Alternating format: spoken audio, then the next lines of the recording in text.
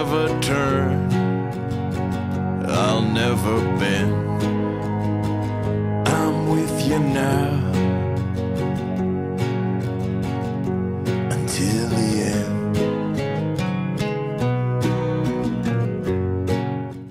Welcome to Conspiracy Cafe. I'm your host, George Freund, and with me tonight is my able colleague, James Harp, a man we've done many shows with in the past, and you know, the best right-hand man you can possibly find in talk radio anywhere.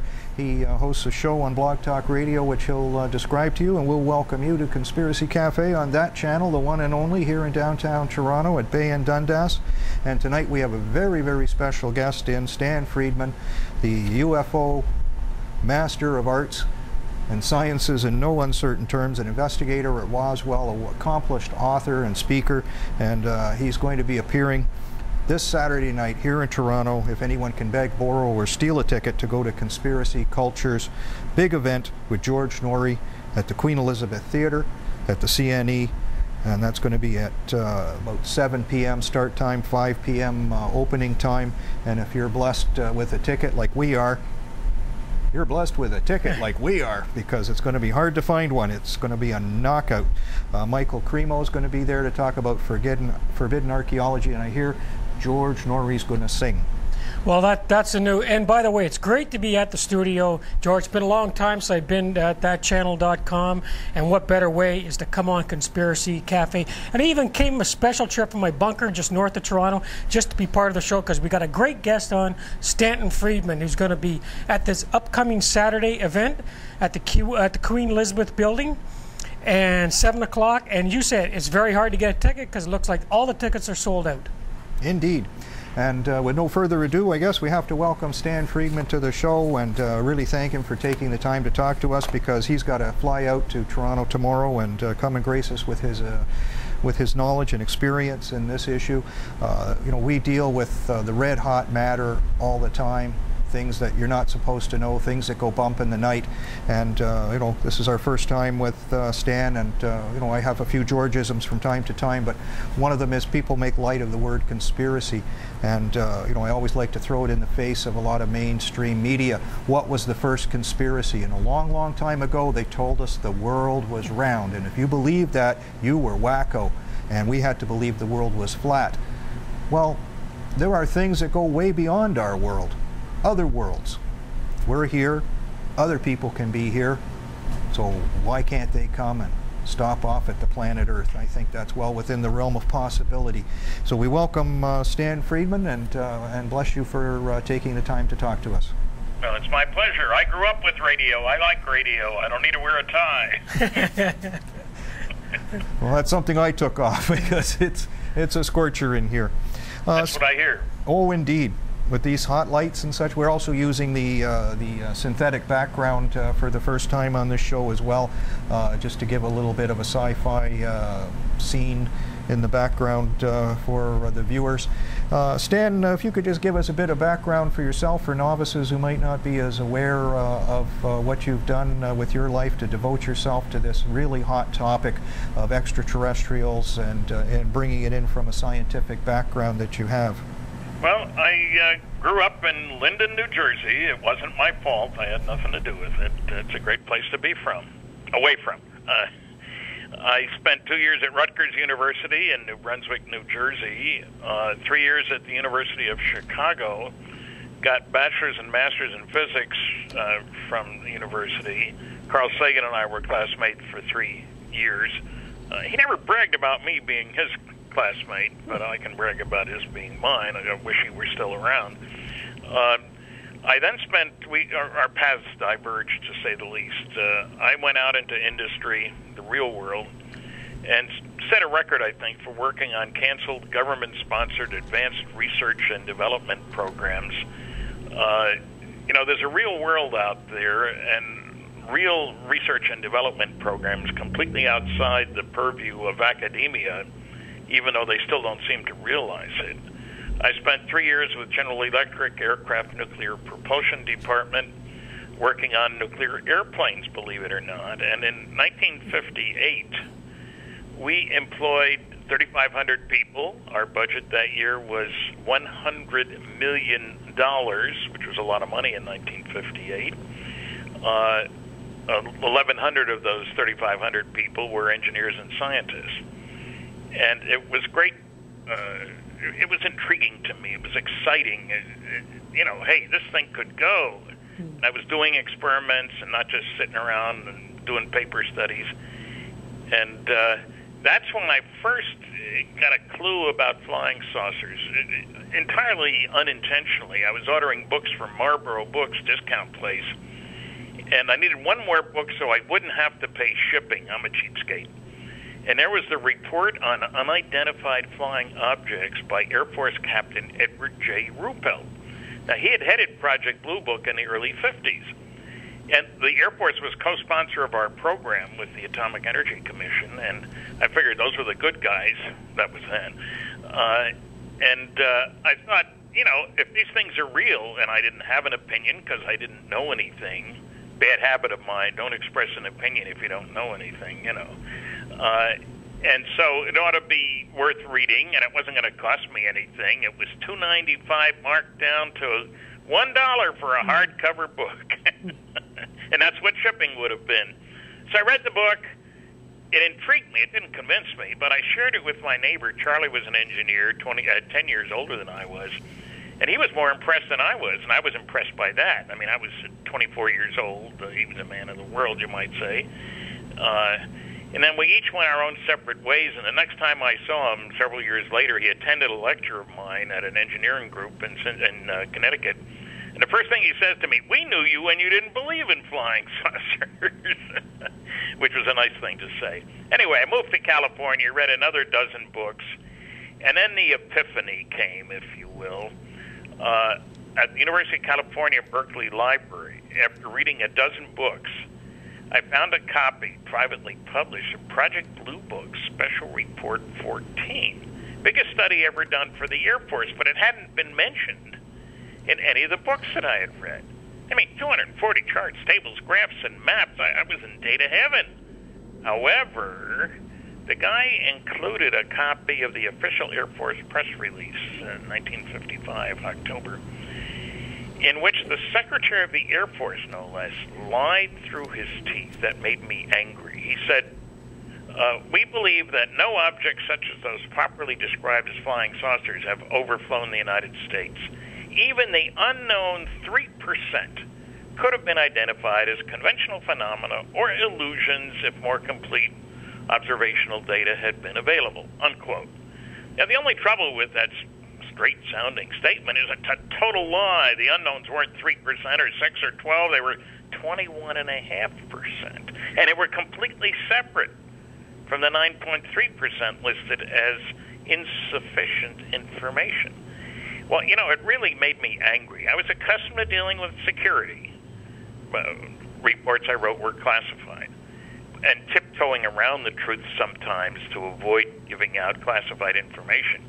But flat-out lies like that bugged me. So I joined APRO and NICAP, the two big UFO groups, talked about it at lunch, brown bagging with my colleagues, got to know Frank Edwards, a journalist, incidentally, in Indianapolis, because I moved on from California to Indianapolis, worked for General Motors on another program that got canceled, of course, military compact reactors.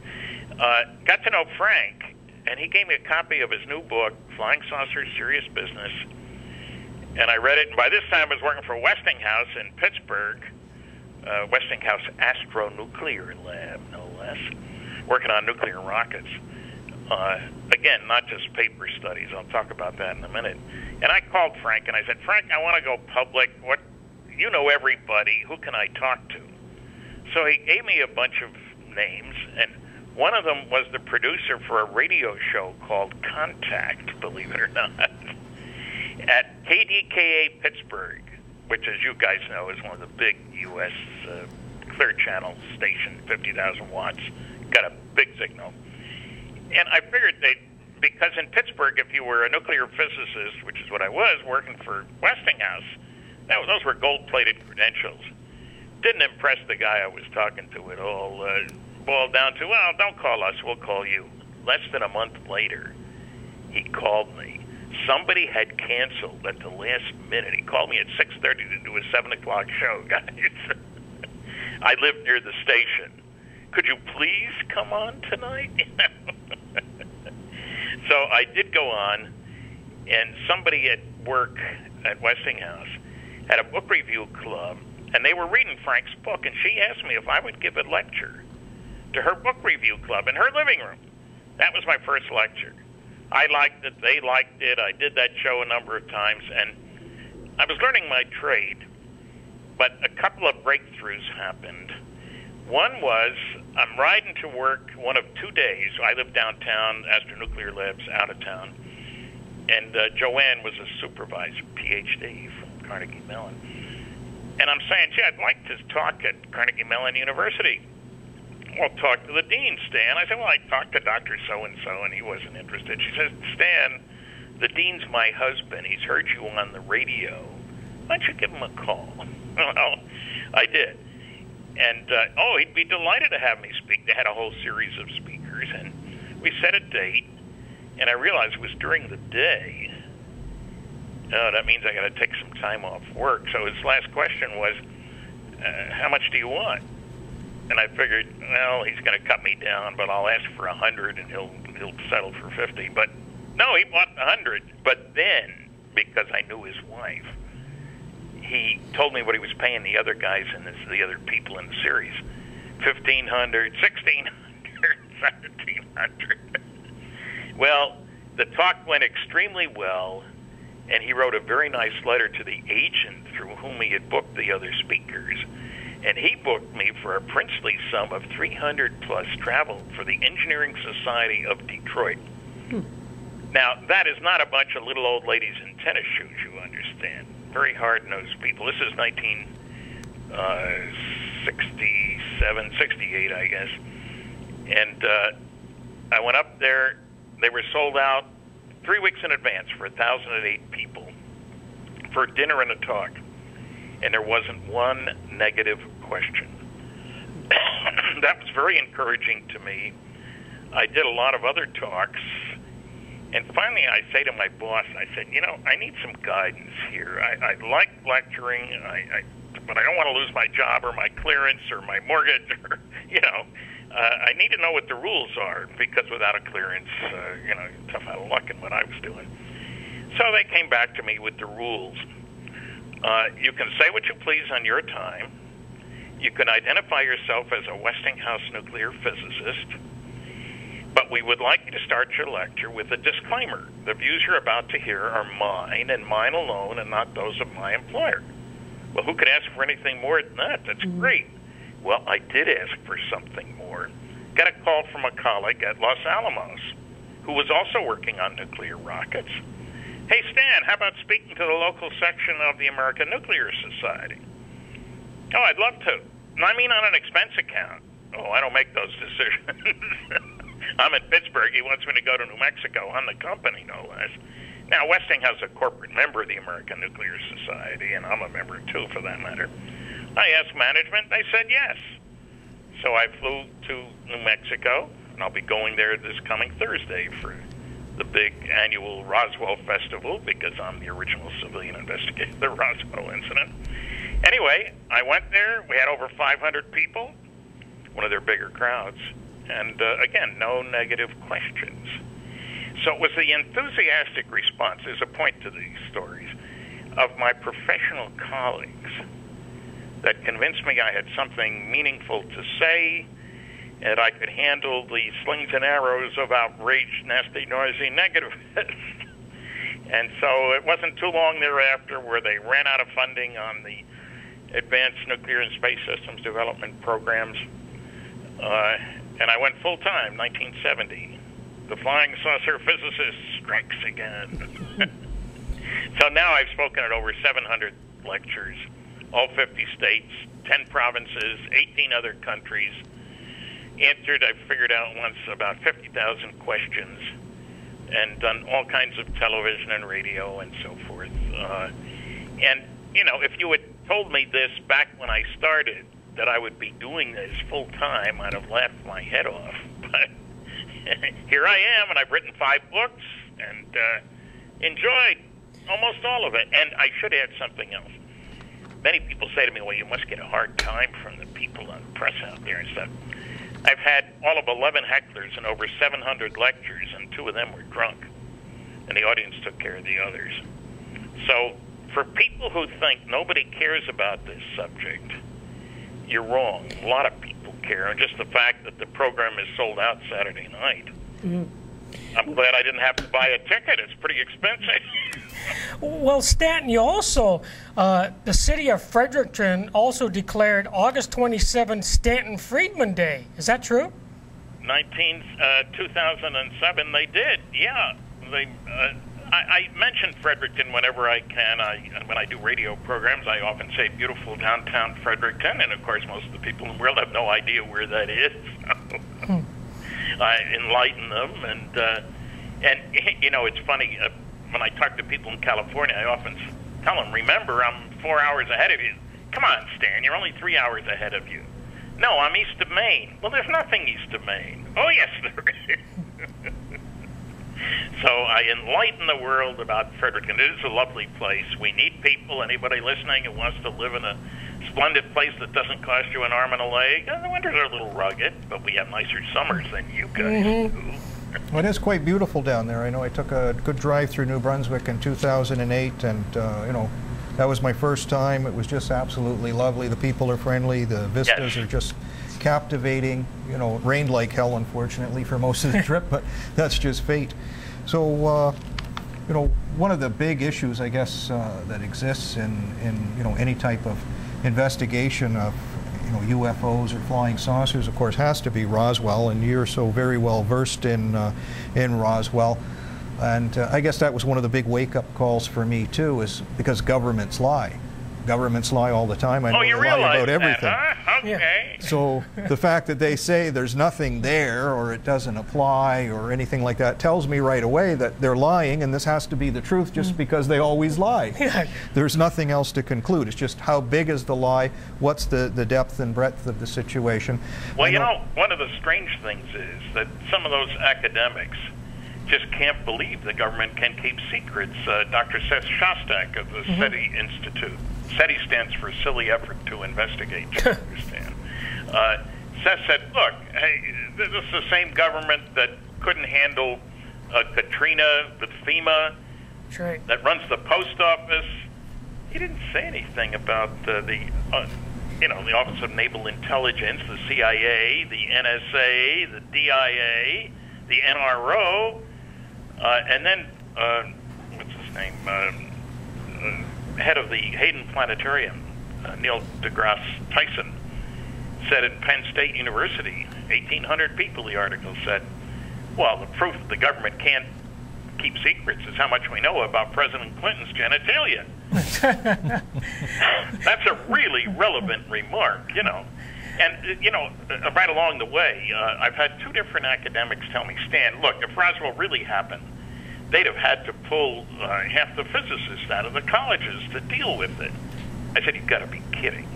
Have you no idea how big Los Alamos and Sandia and Lawrence Livermore and Westinghouse and Lockheed and a whole bunch of other people are?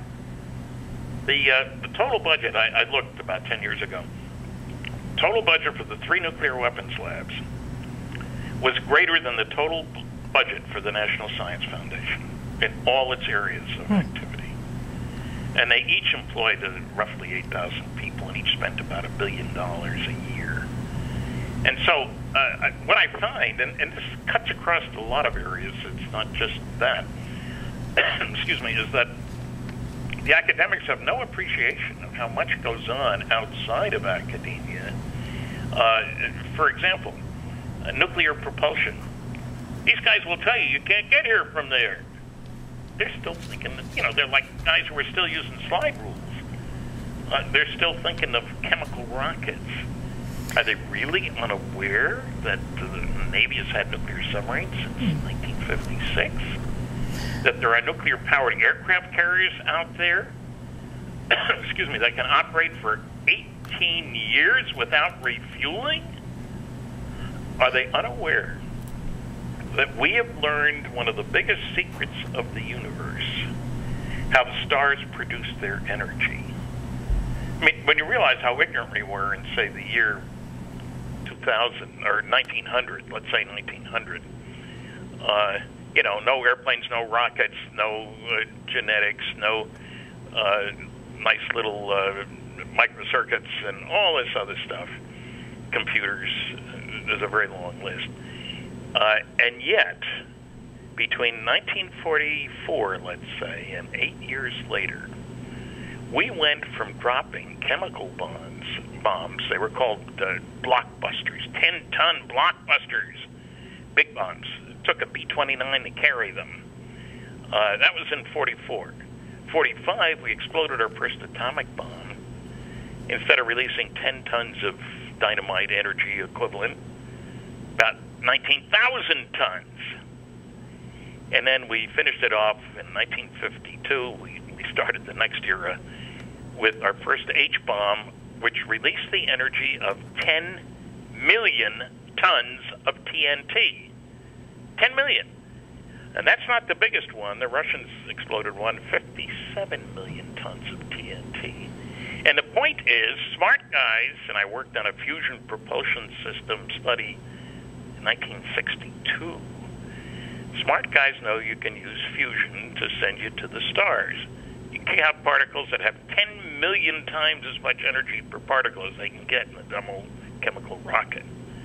So in the real world, where secrets are routinely kept, the stealth fighter was developed. It only cost $10 billion in 10 years in secret. And in my book, Flying Saucers in Science, I have a whole chapter on the cosmic Watergate. And I list a number of programs. You know, 10 billion here, 13 billion there. You know, we're talking the real world. And I hear these guys talking, just a couple of articles very recently, about, let's assume there's a civilization out there 1,000 light years away. We'll never be in contact with them. And I'm sitting there thinking, this is one of the world's great cosmologists. Is he really unaware that there are over 1,000 stars within a lousy 55 light years of here?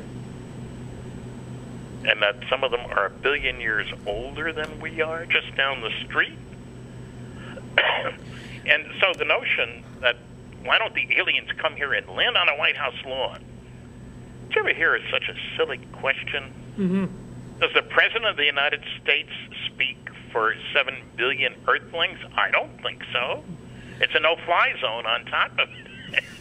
Well, it's also been noted, Stanton, that a lot of American presidents have actually witnessed UFOs, but have not really come forth, such as John McCain and Kennedy and a lot of other prominent. Jimmy Carter. His. Mm-hmm. And it's never really been brought to light. It's always dismissed. It's always closed up in the files. The FBI and the CIA want to put a lid on all this, but they actually witness themselves, and they don't even come forward. Well, look at in Canada, as you know, Paul Hellyer, and his disclosure, and nobody else. He seems to be muffled at every turn that he takes. Yeah, I've talked to Paul, and as a matter of fact, first time right there in Toronto, I was at another event. Staged by Victor Vigiani. Yes, we know him quite well, yeah? Yeah. I was there when I spoke before Paul did at that conference. Well, you know, I do have bones to pick with some of the disclosure people because some of them don't seem to understand that there doesn't seem to be any precedent for the major countries to release their technological data. When was the last time somebody put stuff out on the table that was secret to him, but he thought, oh, well, we'll put it out in the open? People say, you mean you don't want everything disclosed? No. I worked under security for 14 years. I have a healthy respect for security. Technology that can be used for military purposes should not be put out on the table. There are a lot of equivalents of Osama bin Laden out there. So people say, why don't we just hand it out? I've just been looking at a script for something where they were saying that, Well, maybe aliens will give us technology. I don't give 3-year-old kids loaded guns to play with. Mm-hmm. I mean, in Texas, maybe they do, but, I can't see why aliens would give us advanced technology. Remember, this is the planet on which between 50 and 60 million people were killed during World War II. We destroyed 1,700 cities.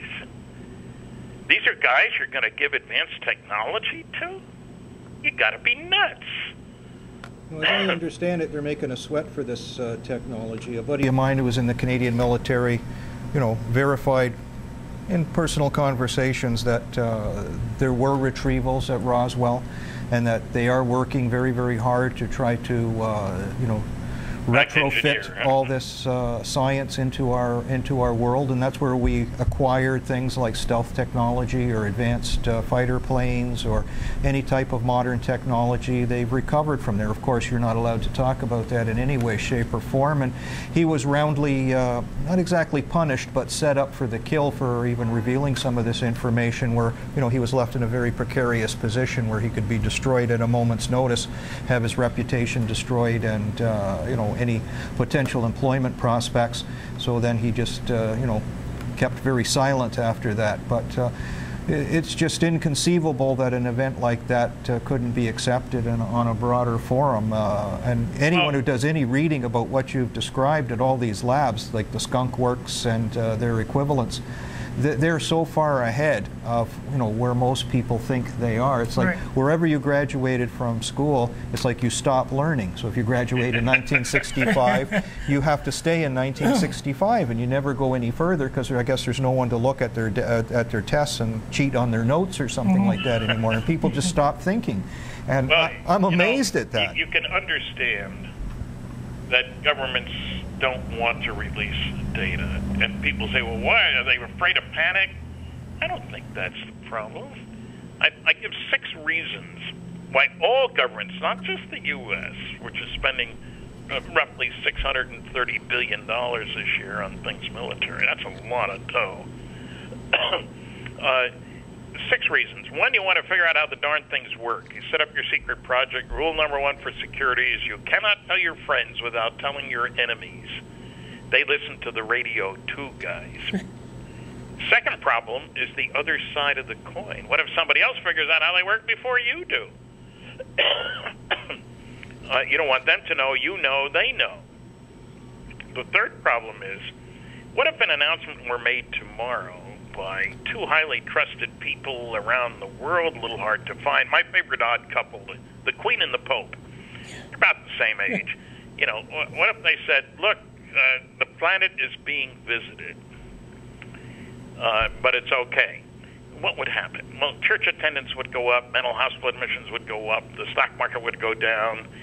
But I think one of the things that would happen, based on 600 college lectures, is that the younger generation, which unlike me was never alive when there wasn't a space program, would push for a new view of ourselves instead of as Canadians, Americans, Greeks, Peruvians, Spanish, whatever, as Earthling. I mean, it's pretty obvious from an alien view, well, we are all Earthlings. We don't like it very much. I mean, some people in Quebec don't like that attitude either, for that matter. So I can understand that. And then there's a fourth problem. Jerry Falwell, the late Jerry Falwell, and Pat Robertson have both said, we are the only intelligent life in the universe. All this UFO stuff is demons. Demons. And, they'd be up the creek without a paddle if an announcement were to be made. Fifth problem, people say to me, well, Stan, if they're coming here and we're not going there, that means they're more advanced than we are. Yea, verily. We haven't been around that long. Unless you believe Bishop Usher that it was all created 4004 BC. I think it was Thursday, October 27th. I'm not sure about that. I wasn't there. Unless you believe that, then these guys, the aliens would be more advanced than we are. And some people say that means that soon there'd be new methods of energy production. Yea, verily, let's get it.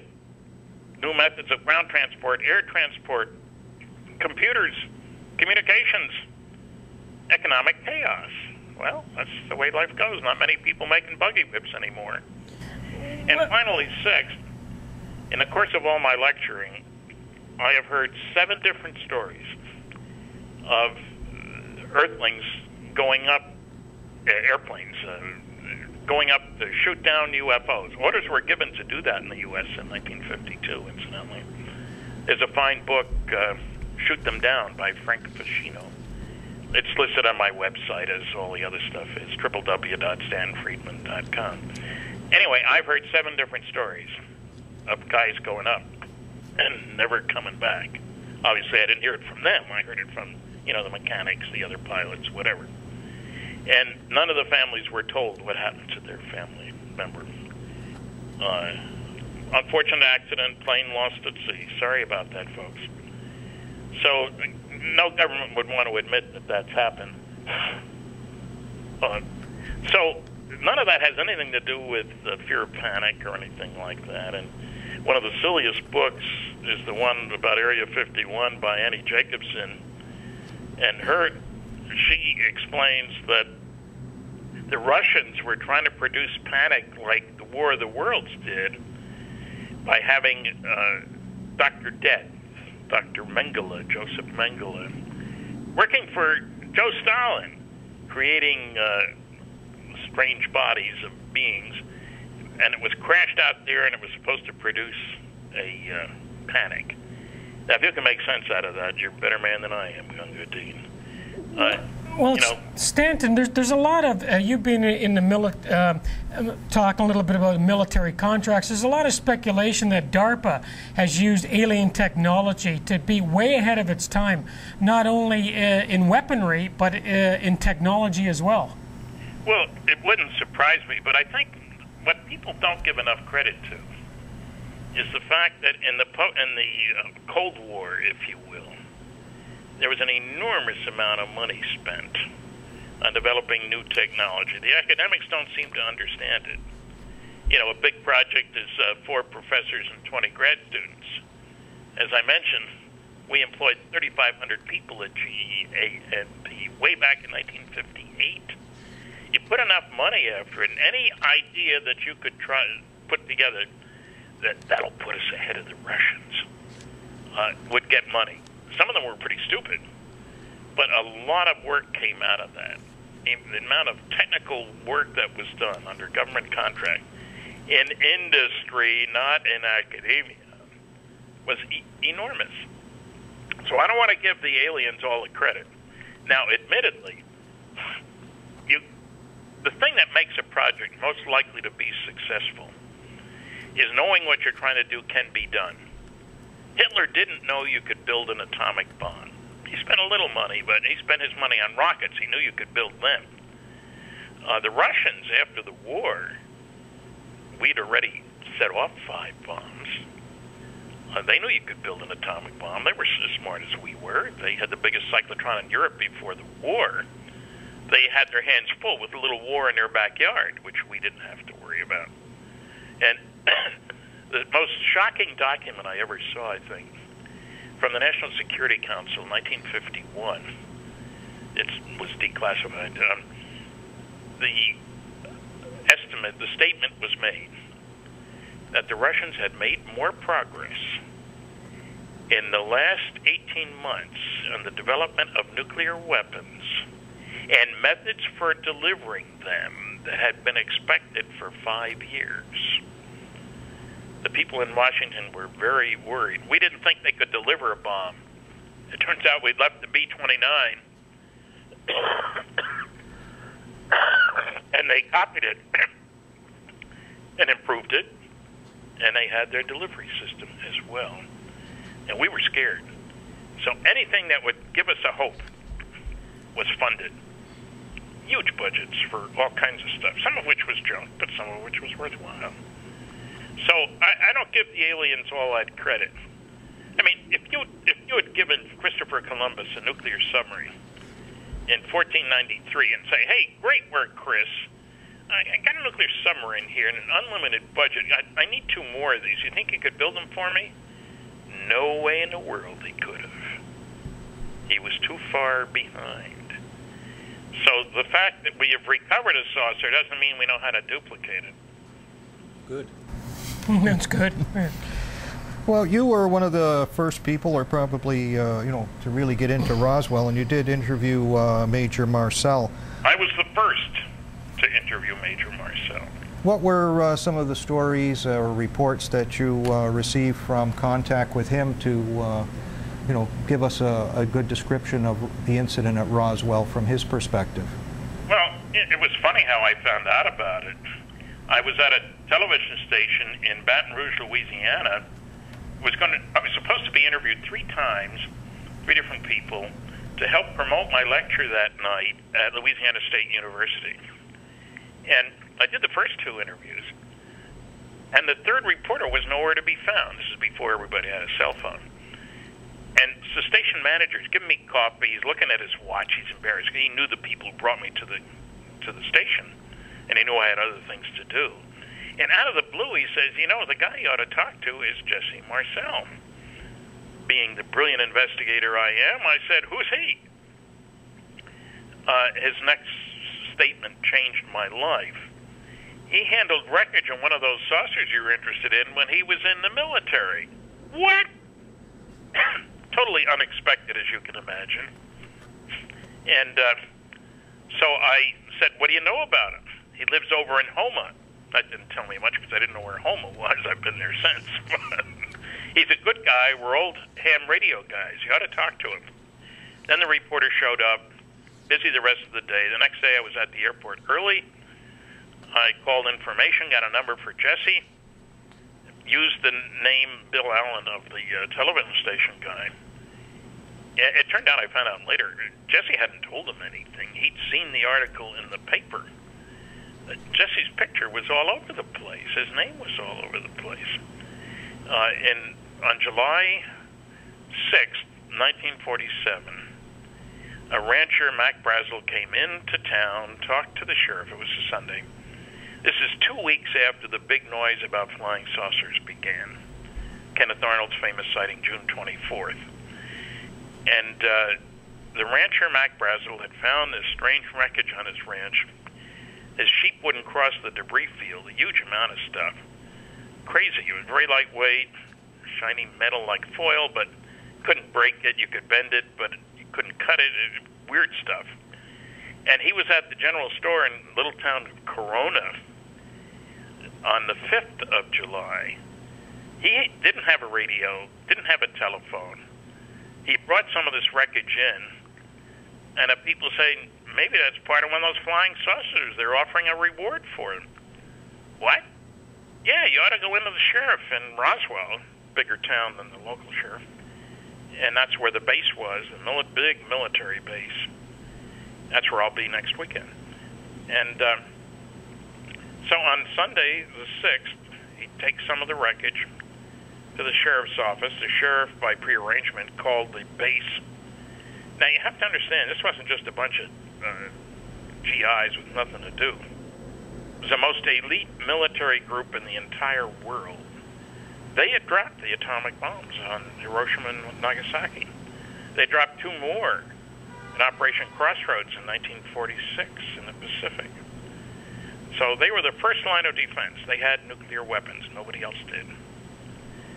And the sheriff calls the base, talks to Jesse Marcel. He talks to his boss, goes to town and checks out what the sheriff had there. Talks to his boss. The boss says, take one of our counterintelligence corps guys with you and go out and see what's out there, because the rancher had stressed there's an enormous amount of this stuff out there. And so they did that. Back roads. The crash site is off the road, 75 miles from town, but several miles from a road. They saw all this stuff out there, and Jesse said in our first conversation, there wasn't anything conventional out there. He'd served in the Pacific, of course. He'd seen airplane crashes. You know, you find wires, vacuum tubes, labels that say made in Oshkosh or whatever. Wasn't anything conventional out there. And he figured it had to be an above-ground blast explosion, because it was spread out over such a large area, 3/4 of a mile long, a few hundred yards wide, and because there was no crater. Normally when an airplane goes in, boy, you're going to see a big hole in the ground. And there wasn't any. So they bring it back to town. He stops at his house that night, shows his 11-year-old son, who is still alive, is a medical doctor, served as a colonel in the military, flight surgeon, helicopter pilot, and he served later on a military aircraft accident investigative team. Never saw anything like this stuff. Goes into the base, Jesse does, the next morning, and the base commander gives two important orders. One was to the press guy, Lieutenant Walter Howe. Put out a press release saying we've captured one of these flying saucers that people have been seeing. And the second order is to Jesse. Take some of this wreckage with you on one of our B-29s to our headquarters in Fort Worth, Texas, and then on to Wright Field. Wright Field, Wright-Patterson Air Force Base in Ohio now, is where all captured enemy equipment went. Standard place where they try to back engineer. And, of course, everybody follows orders. When Jesse gets to Fort Worth, General Ramey says, you don't say anything. I'll take care of it. He was head of the 8th Air Force, and Jesse's boss, Colonel Blanchard, reported to Ramey. And I found out many years later, I found Ramey's chief of staff. He took the call from Ramey's boss in Washington, giving him 3 orders. Send some of that wreckage up here today with one of your Colonel Couriers. Get the press off our backs. I don't care how you do it. And I don't want you ever to talk about it again, not even your buddy Roger Ramey. That's an order. Do I need to put it in writing, Colonel? No, sir. They knew each other. That was a 2-star general, incidentally, McMillan. And so, within hours, the second press release went out. Sorry, we made a mistake. It was just a radar reflector weather balloon combination. Nothing to worry about. And by the next day, Ramey empties Roswell's saucer, and that was the end of that. Until I got involved. Then they came up with other explanations. A mogul balloon train. Super secret, except it wasn't. And in no way you could confuse that with any kind of a vehicle of any sort. 20 to 24 conventional, standard weather balloons that you could buy in a surplus store for many years. And the dates weren't right, the wreckage wasn't right. I mean, everything was wrong. But then my favorite explanation, the stories about bodies, the Air Force said, oh, we figured that one out. We did a lot of checking. It turns out that all over New Mexico, we were dropping crash test dummies. So their first big fat volume was Roswell Report, Truth versus Fiction in the New Mexico Desert. They supplied the fiction. And then, case closed. That was the title of the next report. The talk about bodies was because people were finding these crash test dummies. Now that sounds very good, except I found the guy who was in charge of the program, his picture's in the report, talked with him in person, Colonel Madsen, and there were 2 problems, at least. None of the dummies were dropped until 1953. So we have time travel, 6-year time travel for crash test dummies. And for the test to be meaningful, the dummies were 6 feet tall, 175 pounds, and they were in Air Force uniforms, because if a pilot is going to get out of an airplane at high altitude, he's going to be in uniform, and it affects the drag, when you're falling and when you open your parachute, the temperature. If you're real high, you don't want to freeze to death before you get to the ground, et cetera, et cetera. So the New York Times didn't talk to Colonel Madsen. They bought it, upper left, front page, Sunday New York Times, crash test dummy story. Were they dummies? So I get a little perturbed at some of the people who try to attack Roswell and don't do their homework, including the New York Times, to say the least. So it's been an ongoing story. I'll be there, as I say, in a week. There'll be a bunch of papers by professionals like myself. In the 50th anniversary, I don't know how many thousands of people were there for the conference. And you have to understand, Roswell isn't on the way to anywhere. It's 200 miles from Albuquerque, 200 miles from Amarillo, 200 miles from El Paso. If you're there, it's because you want to be there. And there will be lots of people there. You probably need to go 50 miles to get another motel out of town, frankly. Yes, an alien wouldn't want to be caught dead there. Well, I'll tell you one thing, it gets pretty hot. Hotter than in Toronto, but no humidity. Well, one of the big, clues or pieces of evidence that one would have when dealing with the fact that the government's trying to say you have a crash test dummy and someone else is beside some dead thing would be, there's no mistake, because the flesh of even an extraterrestrial baking in the hot sun down there should have a very distinct odor compared to any crash test dummy that would be sitting around for some period of time, and would be very, very glaringly obvious to any observer that they're dealing with something that was alive. And 4 or 5 feet tall with a big head, incidentally, and no uniform. So, but of course they do lie, they do lie, they do lie. There were 2 crash sites too, as I understand it. Well, yes, at that time, there was another crash in the plains of San Augustine, which is about 100 miles west of the Corona site, if you will. And a new book has just come out. I'll have a few copies with me Saturday night. The Aztec Incident. Now, most of us, including me, had dismissed this case many years ago, March 1948. Aztec is in the Four Corners area of New Mexico, northwestern corner. And Scott and Suzanne Ramsey have done a bang-up job of investigating. This just came out last month. I wrote the foreword for the book because I really appreciate how much work they did and how thorough an investigation they did. And I talked to people who helped clean up the site, who made sure that you could get it from there to Los Alamos, despite bridges and other blockages on the way. And so we're going to be hearing more, I think, as the word gets out. And maybe in the next 10 years, the government is going to open up a little bit. Being an optimist.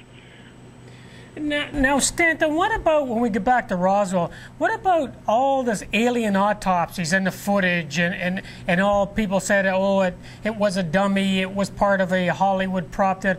What's your opinion of this alien autopsy that went viral? I was in the first show that was done by Fox Network. I met twice with Mr. Ray Santilli in England, who owned the rights to that. Everything he told me in our first conversation by phone was a lie.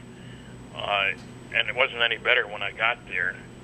So I was not impressed, and I think it was a phony, well, a hoax, call it what you want, I guess. I'm not saying autopsies haven't been done of aliens. Of course they have. But that one isn't genuine. And his story, I mean, I even found pictures of the guy he says was the photographer. He had died years before Ray said he met with him. I even one time had the name of the rabbi who took care of his funeral. I mean, it didn't stand up, and it was a darn shame. They even told me, Ray told me the first time around that, President Truman was in the movie, which is baloney. And he changed the place from Roswell to Socorro, or as he pronounced it, Socorro. I mean, it was a sad tale. And I talked to people who were at the initial press conference, and no way, Jose. Sorry. Well, can you tell us a little bit, just one more question I'd like to ask you about this Betty and Barney Hill UFO experience, because it really hasn't got the mainstream press that Roswell has got, but it stands on its own ground too as well. Well, yeah. I mean, the first book, The Interrupted Journey by John Fuller, was a bestseller. That was back in the mid-'60s. The event took place in '61. And there's a new book that came out in 2007 that I was co-author of, Captured, the Betty and Barney Hill UFO Experience. My co-author, Kathleen Martin, is Betty's niece. Had all the tapes, the hypnosis tapes, and all the rest. She did most of the work on the book, but they put my name first, and I complained. They said, Stan, it'll sell more. What do you say to that? So, and Kathy will be making a presentation about the Hill case in Roswell next week. And as a matter of fact, kind of intriguing, there was a movie done in 1975 with James Earl Jones playing Barney and Estelle Parsons playing Betty. NBC, Universal Studios. They came to me as a consultant. I was living in Southern California. They got my name from the Air Force, believe it or not, which I think is hilarious. But movie rights have just been optioned for Captured.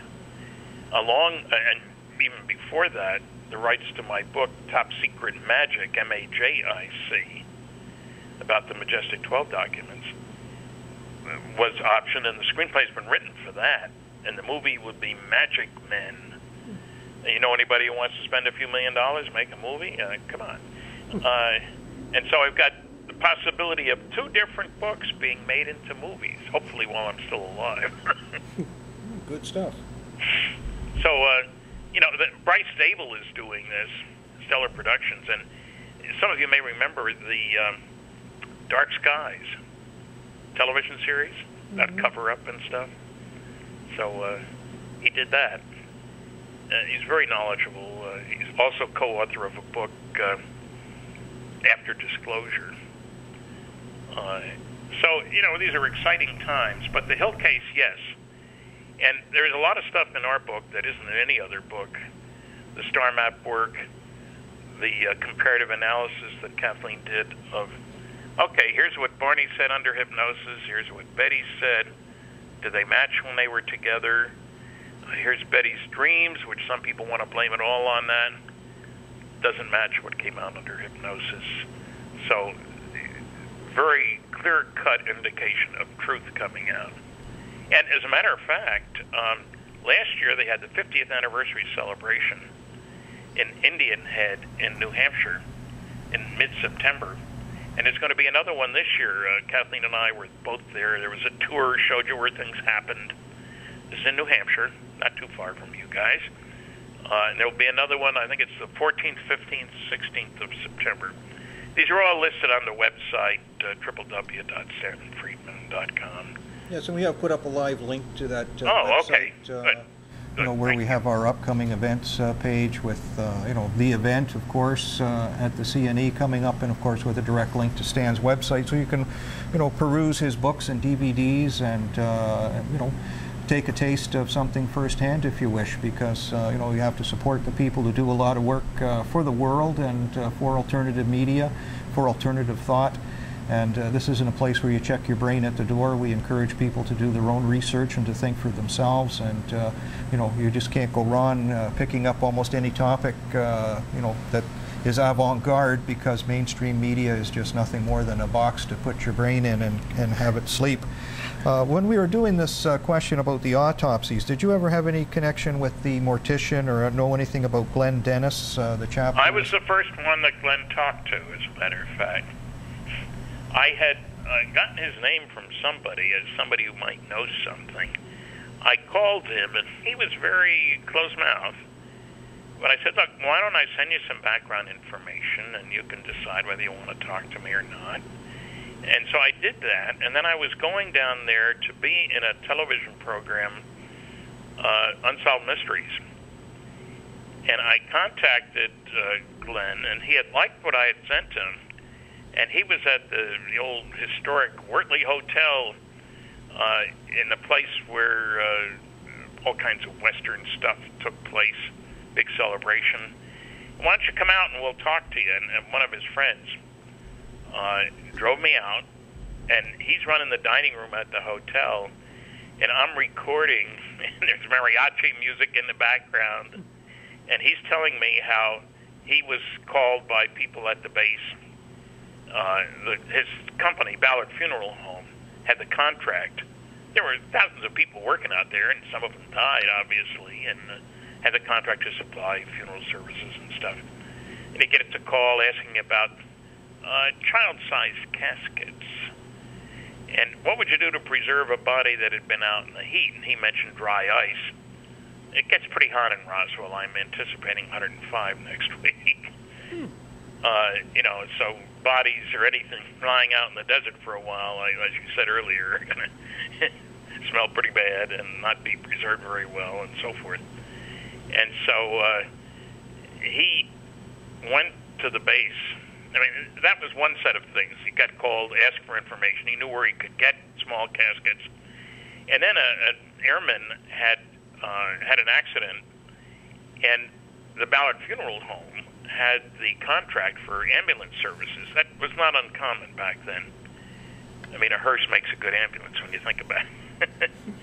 And so he takes the airman out to the base, takes him around to the base hospital, goes inside, and then sees a nurse that he knows.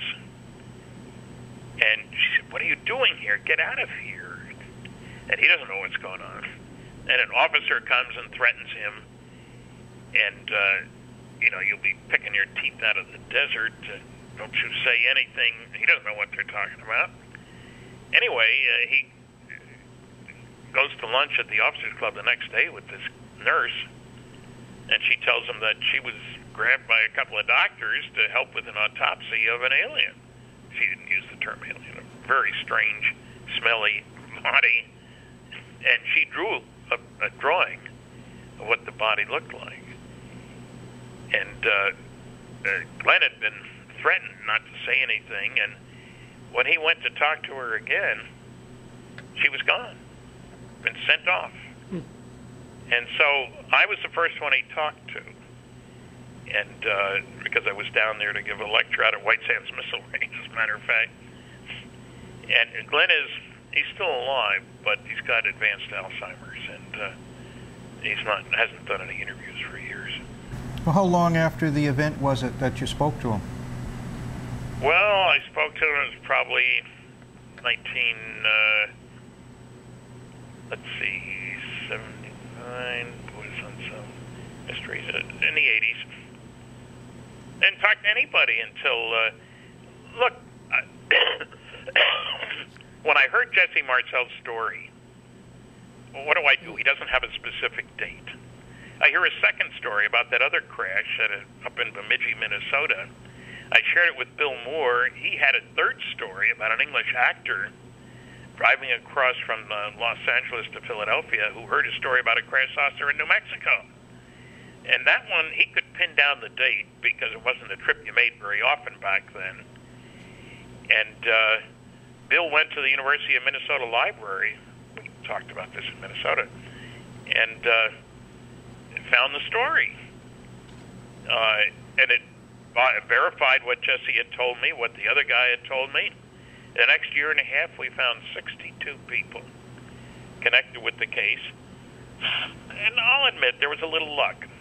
I looked at an editor and publisher, found if there was a newspaper in Roswell. What did I know about Roswell? And there was, so I called, asked for the editor from 47. This is in 78. Well, he's long gone. What do you need? And I mentioned, I've got a newspaper article here. It says the base public information officer, a guy named Hout, his name is spelled 4 different ways. Before I could finish the sentence, she says, "Oh, his wife works here." What? How lucky can you get? He was from Chicago, but he managed to stay in Roswell. Loves it. Loved it. He's dead now. And his daughter, as a matter of fact, runs the museum down there. But Walter was a great help. He was not just a PR guy. He flew more than 20 missions as a bombardier over Japan. He was such a good one that he dropped the instrument package on one of the nuclear weapons tested in 1946 in the Pacific. And Walter had a base yearbook. Was a big help. He remembered Jesse Marcel, and very well liked in town. I do a lot of sort of quiet checking on people, because in small towns, you know whether a guy's a fraud or not. You know what I mean? You don't get by being a liar and a storyteller and so forth. And Walter was extremely well thought of. So, yeah, he may have been he probably wasn't the one who mentioned Glenn Dennis. They knew each other, of course. And so it's been a long trek. A lot of phony stories along the way. Some very good people. Dr. Marcel, for example. I really got angry when Peter Jennings' people interviewed him for their mockumentary in 2005. I mean, it was bad enough they spent an hour with me and used 20 seconds and called me a promoter twice.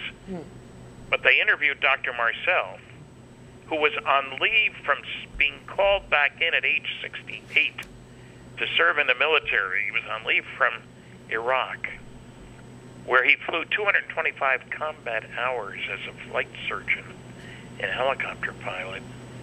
And they talked to him. They never mentioned that he was a medical doctor, a colonel, a combat pilot.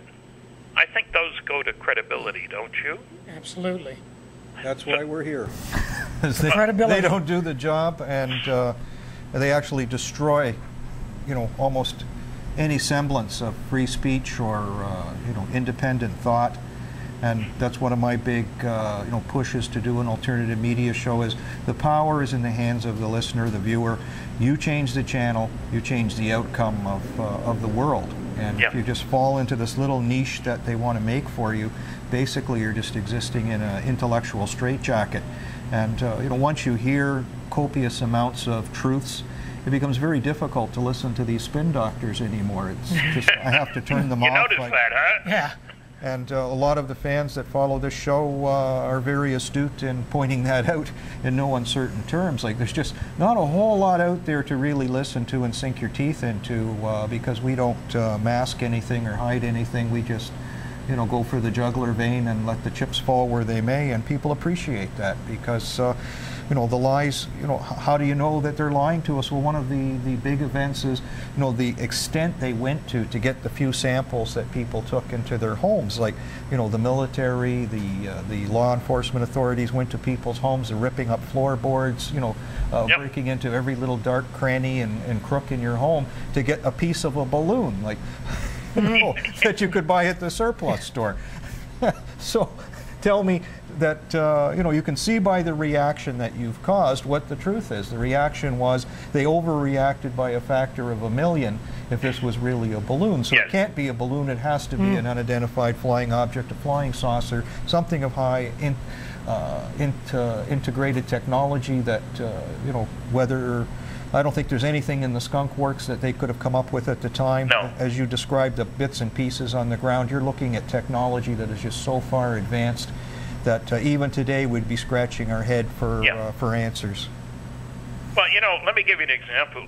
When I mentioned before about duplicating alien technology, if you'd given the smartest people on the planet a cheap wristwatch, a digital wristwatch from today, back in 1935, they would have known it was a watch and there'd be a battery in it. They could not have analyzed the chip, and they certainly couldn't have duplicated it. When Intel builds a chip factory, it's $1 billion. And so the analytical techniques, people say, do you think they still have the records? I say, sure. You go back to it once your techniques get better, and you'll learn more. That's the way of science. Tenths of a percent in composition, and then hundredths of a percent, thousands of a percent, and then it's parts per million. And that tells you a wholly different story. Where would you think aliens would most potentially be coming from? What star system do you think would be the most logical source? Certainly the star map from the Betty and Barney Hill case gives us really a #1 target. The Marjorie Fish built 27 different three-dimensional models of our local galactic neighborhood, trying to match the drawing made by Betty Hill under hypnosis of what she saw when she asked the leader of the crew on board the craft where they were from. He showed her a three-dimensional model, and she says, "Where are you on the map?" And wise guy alien, he asked her, "Do you know where you are on the map?" No, I don't know anything about astronomy. How can I tell you where I'm from if you don't know where you're at? End of discussion. But Marjorie, who was a brilliant woman, I was the first to publish about her work, so I can say that I did meet with her more than once, was able to do a tremendous amount of work. It's described and captured. The base stars, two stars close together in the model, Zeta 1 and Zeta 2 Reticuli. That's the constellation of Reticulum, which you can't see from here. That means the net in Latin. You have to go below the equator to see them. Now, these two stars just happen to be the closest to each other pair of sun-like stars in our entire local neighborhood. They're only 39.3 light years from here. That's just down the street. The galaxy is about 100,000 light years across. And these two from each other are about an eighth of a light year apart. So they are 30 times closer to each other, each visible from a planet around the other all day long. 30 times closer to each other than the sun is to the next star over. We're out in the boonies.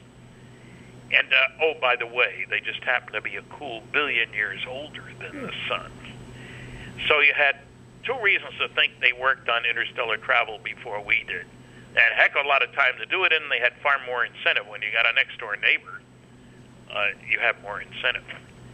So now, with the Kepler spacecraft, you know, man's attitude about his importance keeps going down, doesn't it? Remember, there was a day when the Earth was the center of the universe, right?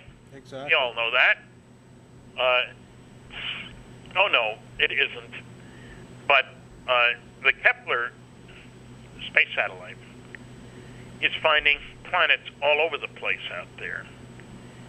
And the best estimates today were Frank Drake of the SETI movement had guessed that maybe as many as 10,000 stars having planets from which a signal could be sent. He never has answered the question, why in the heck would anybody in his right mind send a signal to Earth using technology appropriate to our primitive radio technology? No insult meant, guys. You know, we've only had the long-distance radio since 1901 with Marconi. Anyway, those two stars make the ideal target as far as I'm concerned, and Kepler says there are stars all over the place and planets all over the place, and anybody who thinks we're at the top of the heap, you know, what kind of technology did we have 200 years ago, no less 2,000 years ago, no less a billion years ago? And anybody who doesn't think our technology moves rapidly is wrong. My mantra is that technological progress comes from doing things differently in an unpredictable way. The future is not an extrapolation of the past. A laser isn't just a better light bulb, in other words, entirely different physics. And fission and fusion are not just better chemical processes, entirely different. So I would expect that to be sort of the headquarters of the local galactic neighborhood. And, you know, what's funny is, if we could build Kepler now, it went up, 3 years ago, surely other civilizations had their Keplers 1 million years ago. They know where everybody is. Mm. And that's the thing, that we can't get past that fact that, oh, we don't know everything, and we have, what little we do know, we haven't known for very long. And people say, why would anybody come here, Stan? You know, landing on a White House lawn is the ideal notion. I try to point out, if you look around the planet, the primary motivation seems to be survival and security. Isn't everybody concerned about those things? If you're not, you don't survive. That means you have to keep tabs on the primitives in the neighborhood, but only close tabs on those primitives who show that they might be able to bother you. At the end of World War II, there were 3 signs that these idiot Earthlings just killed 60 million of their own kind, destroyed 1,700 cities. would soon be able to move out, soon meaning 100 years, which is nothing in a cosmic timescale. The three signs were very straightforward. Nuclear weapons, powerful rockets. The Germans were firing some good rockets at England. And radar, which was the beginning of the electronics era. There was no radar before World War II in Europe. Isn't it amazing? The only place in the world in July 1947 where you could check on all three of these was southeastern New Mexico. That's where the first nuclear bomb was tested at Trinity Site. I was there in April. It's only open 2 days a year. I took a tour of people, and as they'll find from my website, I'll be taking another tour there in October, the other day. This is the first Saturday in October. And White Sands Missile Range, where we were firing all the captured German V-2s, and where we had our best radar. Reason being that sometimes they went south instead of north. Very embarrassing. And we'd like to know where they were going. Even without warheads, the Mexicans didn't like us dropping missiles on them. Stanton, when you bring in the whole aspect of UFOs and extraterrestrials, how does that play on religious groups? Now, when we go back into hieroglyphics and different drawings that they've seen in caves, there are a mention, or there is, I guess, carvings of some sort of crafts or some sort of carvings of different creatures. Well, it depends on which religious group you're talking to. As I mentioned earlier, Pat Robertson says this is all the work of the devil. Mm-hmm. But on the other hand, I would strongly recommend a book by Dr. Barry Downing, who has a bachelor's in physics and a doctor of divinity. Divine physics is his beat. Very sharp guy. He ran a church in Enwell, New York for over 30 years. He goes through the Old and New Testaments and finds saucers all over the place. Well, they weren't called that, of course, but, pillars of fire by night, clouds by day, et cetera, et cetera. And it's funny, he has trouble getting other clergymen to talk to him about it, though. Some people think the church people would be very upset. The Pope, on the other hand, just a couple years back, said that, well, the Lord made us, and no reason he can't have made our brethren in outer space.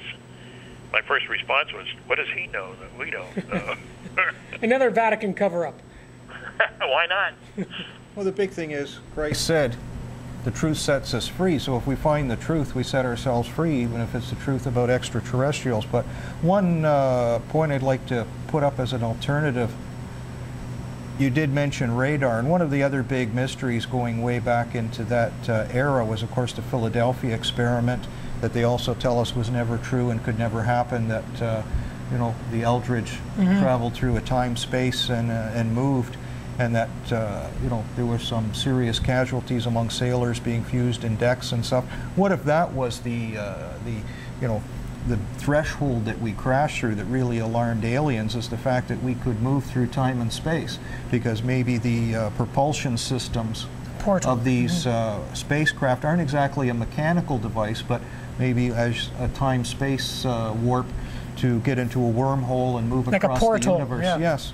And well, I'm not maybe saying that there scared them. aren't wormholes and fourth-dimensional space-time warping, but Bill Moore was the co-author with Charles Berlitz about the Philadelphia experiment. And our general feeling, or the conclusion was definitely that it didn't happen the way it was described, that there were a lot of phony stories told. Mm-hmm. There were experiments done. Now, let me make clear. There were experiments done to see if there was a way to make ships invisible on radar, which would have been very attractive because the Germans were knocking off our ships like crazy. And one of them was to put coils on them, like degaussing a ship, from mines, keep it from attracting. You don't really want your ship to attract mines. Not a good idea. That's the contact you don't want. I think the Philadelphia experiment, I don't believe a ship was moved down there, but there were experiments done. And there were people injured on board the ship. I heard that from a couple of different people. And So, again, we don't have the full story. I wish we did. But, for people who think, well, it's surely time enough they could have declassified all that, not true. There's loads of stuff that's still classified at the Eisenhower Library. I've been to 20 archives. People get mad at me for bragging about that, but you want to find out, you got to go look. You'd be surprised what you might find. But there is no law to automatically declassify stuff after 20 or 30 or 40 years. Eisenhower went out of office in 1961. Plenty of classified material there. Well, when we talked a little bit earlier in the program about Project Blue Book, and when it ended, it had collected over 12,600 and change UFO reports. Yeah. And after that, they concluded that most of them were misidentifications of natural phenomena or conventional aircraft. Now, according to them, out of those 12,600 and change reports, it never really existed. There were no such thing, and it was misidentifications of clouds or stars or whatever. And well, that's why I mentioned Blue Book Special Report 14, because that shook me up. 21.5% of 3,200, over 600 unknowns. The better the quality of the sighting, the more likely to be unexplainable. Furthermore, they asked an obvious question. Is there really any difference between the unknowns, the only ones we're interested in, and the knowns? Let's do a chi-square statistical comparison. 6 different characteristics. What they found was the probability that the unknowns were just misknowns was less than 1%. It is not true that the ones that couldn't be explained were just like the ones that could be. Simply not true. And that was a shock when I first looked at Blue Book Special Report 14. As a matter of fact, the unknowns were observed for longer than the knowns. And I should add, no sighting could be listed as an unknown unless all 4 of the final report evaluators agreed that it was an unknown. And that press release that I mentioned didn't give the title of the report. Surely some newsman would have said, what do you mean Special Report 14? What happened to 1 through 13? Right answer would have been they were still classified. Didn't say who did the work, but Battelle Memorial Institute in Columbus, Ohio. Didn't give the names of the people involved. And nobody in the press asked. That's what's distressing. And I got some information here. In December 1953, Joint Army-Navy Air Force Regulation Number 146 made it a crime for military personnel to discuss classified UFO reports with unauthorized persons, and the violators faced up to 2 years in prison and up to $10,000 fine. So obviously something was there that they didn't want to bring out to the general populace. Well, there's no question about that. General Carroll Bolender was an Air Force general, worked on the Lunar Excursion Module, and in 1969, in the early part of which the Condon Report had been released, recommending that Blue Book be closed, Bolender had done his job, and he was asked, what should we do about these darn saucers in Project Blue Book? So he did a study, had no previous connection, it was, untainted, and he wrote a memo, which we didn't get a copy of until more than 10 years later, in which he said, moreover, reports of UFOs which could affect national security would continue to be investigated. Reports of UFOs which could affect national security were not part of the Blue Book system. However, if we close Project Blue Book, the public won't have a place to report UFO sightings, but as previously noted, reports which could affect national security will continue to be investigated using the procedures designed for that purpose. JNAP 146 or Air Force Manual 55-11.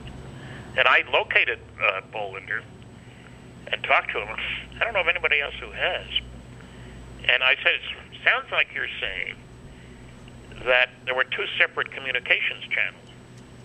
He said, yes. In other words, if a report could affect national security, say a saucer going down the runway at a Strategic Air Command base where nuclear weapons were stored, that's a national security problem. If you and I go out at the driveway at the end of my house here and see a saucer flying by, no big deal. Happens all the time.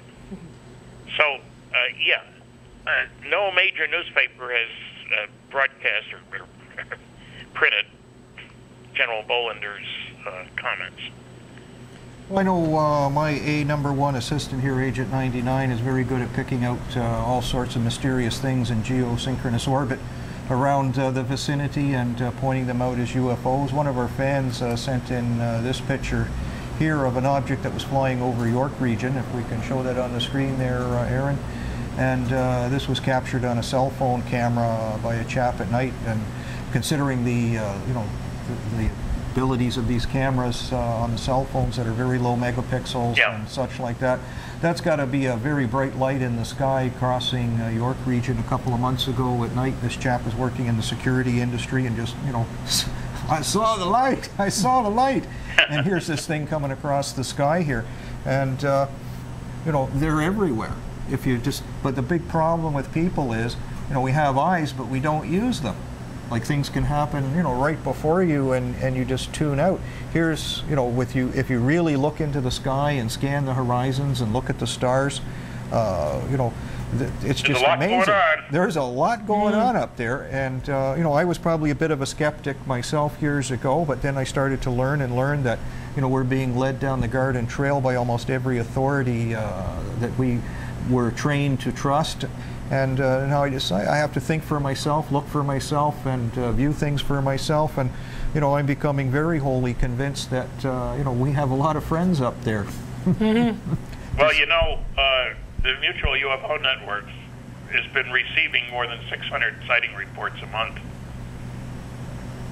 and most people don't report their sightings, as you know. Oh, definitely. There's still that fear. I was talking to a pilot here in Toronto who worked for our air ambulance before it got to be a big scandal and all that sort of thing. And, I just asked him on the side, have you ever seen anything up there? And, instantly he goes into like some self-defense mode. I don't talk about what I've seen, I just don't talk about that stuff. Well, obviously you're a good first-hand witness. And you've seen a lot of stuff. How do you keep silent about things like that? Because surely other people in your trade must have seen the same thing. They fly in the same skies. So it's not like they're going to take you away in a straitjacket or something like that. I think I would be, proud to come forward and say, well, I've seen this and I've seen that and I learned this and I learned that. And, be damned. Like every great innovator in history has always been scorned and laughed at and ridiculed, burned at the stake, called crazy, whatever. But as time goes by, you're the founding father of whatever you came up with, whether it's the flight of the first airplane or, some great scientific discovery. Somebody's got to say it first. There's nothing wrong with that. What I have found, I ask at the end of some of my lectures, how many people here believe they've seen what I would consider to be a flying saucer? I've defined my terms earlier on. And we didn't let the CIA in, I say, and, I just want to point and count. And their hands go up reluctantly. I look to my left. I mean, they've just heard a long lecture about flying saucers are real. And I point and count 1, 2, 3, 4. By the time I get to the other side of the hall, the hands go up proudly. Each one thought he was the only one. Typically, it's 10% of the audience. Now, then I ask the tough question. How many of you reported what you saw? 90% of the hands go down. If there's anybody left, I'll say, how many of you were in the military at the time? And if there's still somebody left, I'll say, you want to tell us about it? And I get some great responses.